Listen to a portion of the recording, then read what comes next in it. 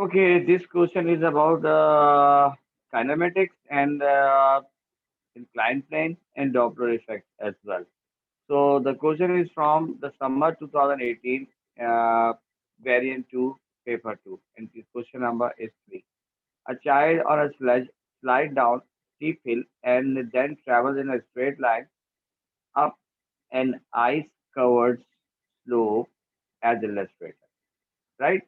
तो ये एक जो स्लेज है जिसमें एक बच्चा है जो कि ए से बी की तरफ जा रहा है, राइट। और जो कि ये इंक्लाइन की तरफ अपहिल की तरफ जा रहा है, तो ये इसकी स्पीड स्लो होते होते बी में ये रुकेगी।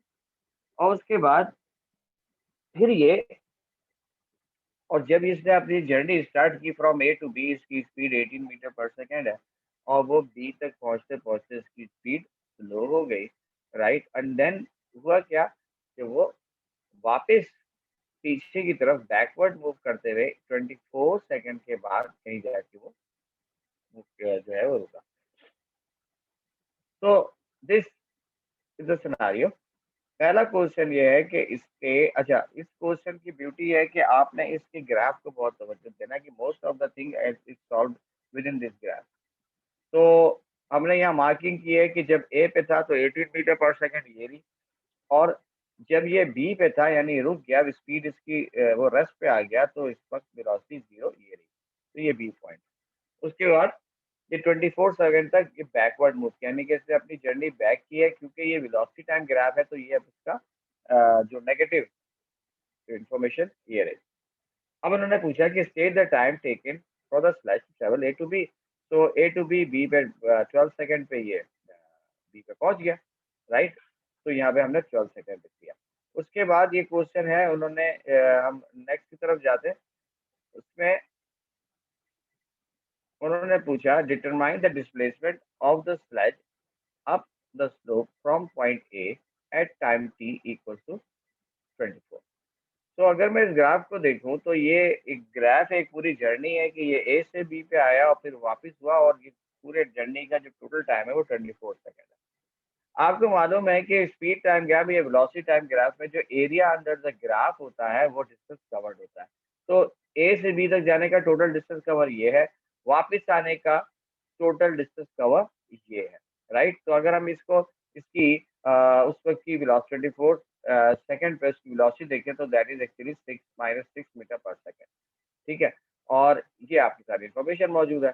तो डिस्प्लेसमेंट मालूम करने के लिए आप इस डिस्प्लेसमेंट यानी कि इस एरिया 1 से आप एरिया 2 को माइनस कर दोगे। तो इस ग्राफ की इंफॉर्मेशन के साथ मैंने कहा from the graph the total displacement is a1 minus a2 1/2। Velocity आपकी 18 है, टाइम 12 सेकंड है, तो ये आपके पास 108 मीटर आ गया। ए टू के लिए 1/2 टोटल 12 से 24 सेकंड, तो ये 12 सेकंड आया। स्पीड 6 है, तो देखिए 36, 108 minus 36, 72 metre is the total displacement. फिर क्वेश्चन ये है कि show the acceleration of the sledge as it moves from B back towards the A is 0.5 metre per second. B से ए तक आने में जो इसकी स्पीड है, हमें आपको ये प्रूव करना है कि that is actually 0.5 metre per second. तो इस क्वेश्चन को करने के बहुत सारे तरीके हैं। एक तो आप इन जो ये बी और ए जो ये 24 सेकंड है नेगेटिव ग्रेडियंट, इसका स्लोप के थ्रू आप इसकी एक्सप्रेशन मालूम कर सकते हैं, ठीक है। दूसरा आपके पास ऑप्शन ये है कि आप हर इक्वेशन से, जो आपके पास इक्वेशन ऑफ मोशन है, उससे आप A equals V minus U upon T से भी कर सकते हैं। आप 2as equals to V square minus U square से भी कर सकते हैं, और H equals to U T plus half A T square. इस सारी इक्वेशन से ये जो क्वेश्चन है ये सॉल्व हो सकता है। मैंने यहाँ पे 2as equals we square minus U square लगाया है कि बी पे जो जब ये रुक गया तो उस वक्त उसकी वेलोसिटी 0 है, राइट। फाइनल वेलोसिटी जब ये वापस आ रहा है, राइट, जो वो 6 है। 2a इक्वल्स 36, आपकी डिस्प्लेसमेंट जो नेगेटिव स्लोप के अंदर जो एरिया अंडर द ग्राफ था वो 36 था, तो 36, तो 2a 36 और 6 स्क्वायर 36, तो a will be equal to 0.5 metre per second square, that is right. Now here comes the incline plane part. अब ये इंक्लाइन प्लेन पार्ट है कि एक ऑब्जेक्ट जो स्लेज है वो नीचे की तरफ जब आ रहा है तो उस वक्त उसका जो कंपोनेंट जो कि डाउन स्लोप की तरफ है वो 80 न्यूटन है, तो यानी कि नीचे की तरफ आने के लिए वो 80 न्यूटन है, राइट। अच्छा, इंक्लाइन प्लेन में अगर इफ यू मेमोराइज इट, तो आपके पास ये इंक्लाइन प्लेन में एक एंगल होता है जो कि हॉरिजॉन्टल से कुछ एंगल बना रहा होता है, तो उसके ये इस तरह से हम उसको रिजॉल्व करते हैं। तो ये उसका हॉरिजॉन्टल कंपोनेंट है, ये उसका वर्टिकल कंपोनेंट है। तो दैट विल बी, उन्होंने इसका जो वर्टिकल कंपोनेंट है उन्होंने 80 न्यूटन गिवन कर दिया। अब लिखा है the frictional force of the sledge as it move from B towards A, उसके बाद टोटल फोर्स मालूम करनी है। अब जब वो नीचे की तरफ आ रहा है तो total net force is equal to the vertical component of the weight which is mg sin theta minus frictional force। तो अब चूंकि आपको F इक्वल्स एम ए आप जानते हो, तो मास 70, एक्सप्रेशन पॉइंट 5 आप पहले मालूम कर चुके हो। इस पूरे एम जी साइन थीटा की वैल्यू उन्होंने दे दी थी 80 माइनस एफ, तो आप एफ 80 माइनस 35 जब सॉल्व करेंगे तो आपके पास आ जाएगा 45 न्यूटन। उसके बाद ऑब्वियसली इंक्लाइन प्लेन है तो उन्होंने आपसे पूछना भी होगा कि इसका एंगल क्या है। तो एंगल के लिए आपके पास, क्योंकि ये एक कंडीशन ये गिवन दे चुके हैं कि m g sine theta equals to 80, तो m is 70, g is 9.81 sine theta. तो आप जब इसको रिजॉल्व करेंगे तो थीटा की वैल्यू 6.869 या अप्रोक्सीमेटली 7 डिग्री आपके पास आ जाएगी।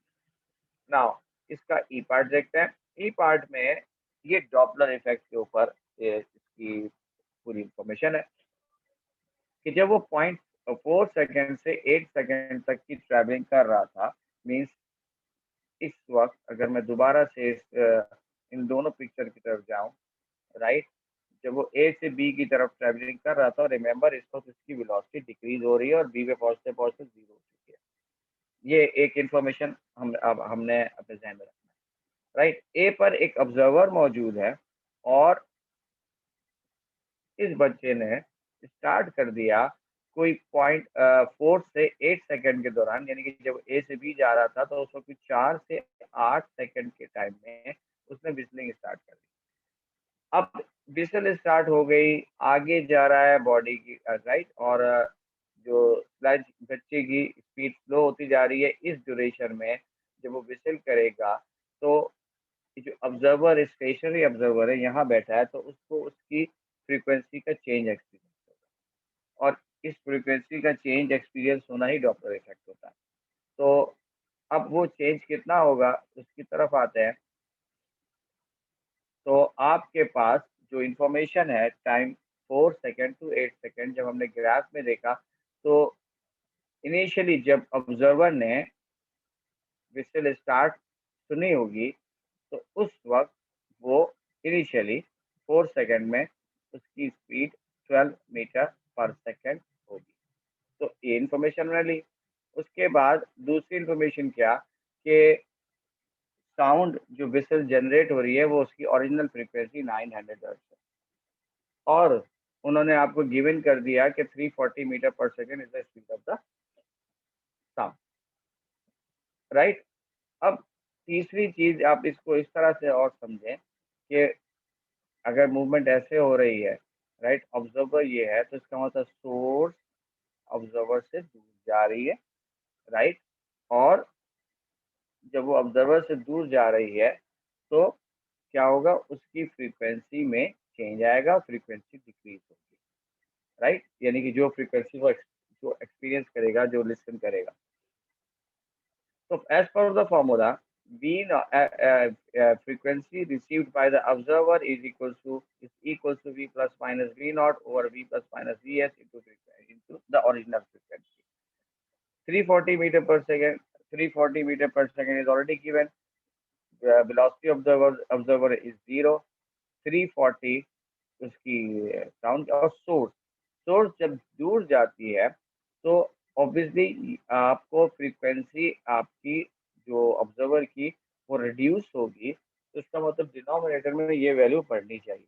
और हमारे पास ये फार्मूला भी है कि जब source is away from the observer, right, stationary observer, तो इसमें ऐड का सिंबल आता है, यानी कि 340 प्लस 12 ऐड होगा into 900, that will be equals to 869.31, approximately 870 hertz इसकी वैल्यू।